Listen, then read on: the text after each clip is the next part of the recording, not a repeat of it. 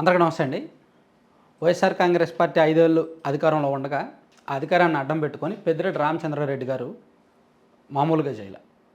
సరే, ఆయన అక్రమాలు చేశారో, అరాచకాలు చేశారో, సంపాదించుకున్నారో, లీగల్గానో ఇల్లీగల్గానో ఏం చేశారో అది ఆయన ఇష్టం.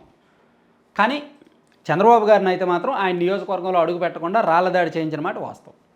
చంద్రబాబు గారి మీద అండ్ తెలుగుదేశం పార్టీ కార్యకర్తలు వందలాది మంది మీద రాళ్లదాడి నాన్ బెయిలబుల్ సెక్షన్ల కింద కేసులు నమోదు చేసిన మాట వాస్తవం.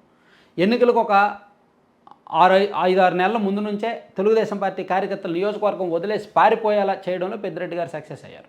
అలా తన నియోజకవర్గంలోకి టీడీపీ వాళ్ళని ఇన్యాక్టివ్ చేయగలిగారు. పార్టీ అధికారంలో ఉన్నప్పుడు ఒక రకంగా టీడీపీని చంపేయాలని చూశారు తన నియోజకవర్గంలో.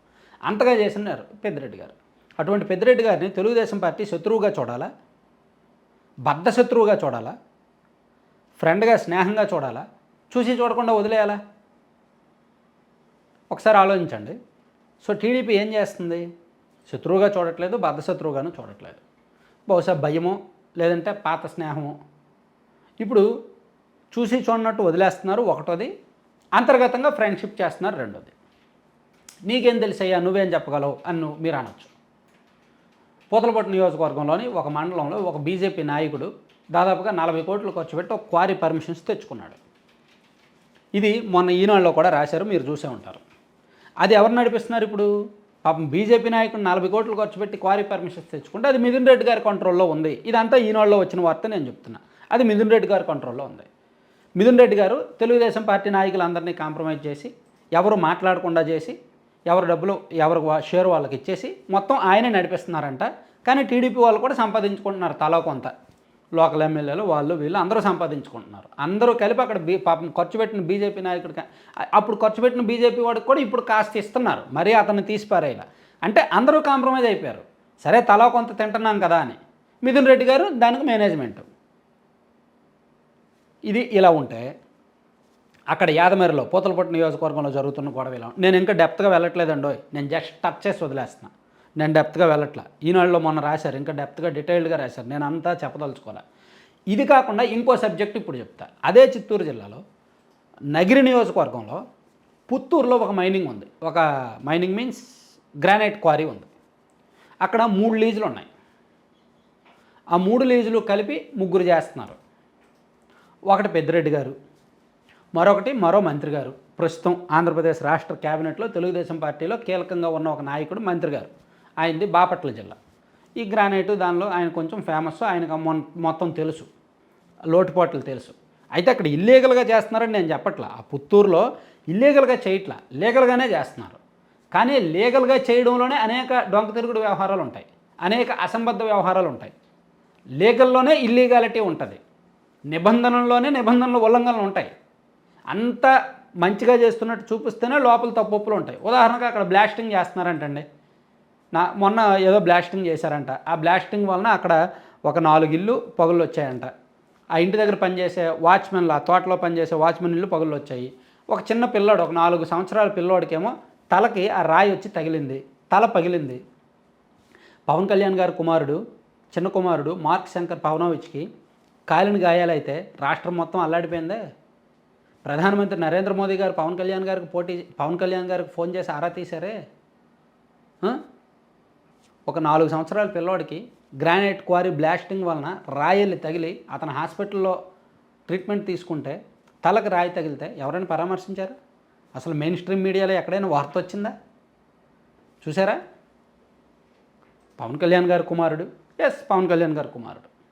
సరే, అతనికి ఏదో సింగపూర్లో చదువుకుంటున్నాడు, అయ్యింది, జరగకూడదు జరిగింది, రాష్ట్రం మొత్తం అలర్ట్ అయింది, ఏదో దేవుడి దయ వల్ల ఆ కుర్రాడికి ప్రాణాపాయం లేదు, బాగానే ఉన్నాడు. మరి అట్ ద సేమ్ టైం ఇతను కూడా ప్రాణమేగా, ఈ పిల్లోడిది కూడా ప్రాణమేగా, ఈ పిల్లోడికి కూడా ప్రమాదం జరిగిందిగా. కనీసం ఏ మీడియాలో అయినా వచ్చిందా? రాలేదు. ఎందుకంటే అక్కడ మాజీ మంత్రి గారు, ప్రస్తుత మంత్రి గారు కుమారుడు ఆధ్వర్యంలోనే మొత్తం జరుగుతుంది. అక్కడ ఈ మంత్రి గారు కుమారుడు వారానికి 2 రోజులు 3 రోజులు వెళ్ళడం, అక్కడ గెస్ట్ హౌస్లో అక్కడ ఉండడం, మొత్తం వ్యవహారాలన్నీ నడిపించడం, అవన్నీ జరుగుతున్నాయి. అయితే నేను మళ్ళీ చెప్తున్నా, లీగల్గా జరుగుతోంది, అన్ని పర్మిషన్స్ ఉన్నాయి. లాస్ట్ గవర్నమెంట్ ఉన్నప్పుడే పర్మిషన్లు తెచ్చుకున్నారు. 2015 నుంచి ఆ ఫైల్ మూవ్ చేసి 2019లో ఒకరి చేతుల్లోకి, 2020లో ఒకరి చేతుల్లోకి అలా మూవ్ చేస్తూ వచ్చారు. 2024లో కూటమి ప్రభుత్వం వచ్చిన తర్వాత 2024 జూలైలోనో ఆగస్టులోనో ఆ ఫైల్ మళ్ళీ మూవ్ చేసి అంతకుముందు ఎవరి పేరు మీద లీజ్ ఉందో వాళ్ళ దగ్గర నుంచి వీళ్ళు సబ్ లీజుకు తీసేసుకున్నారు.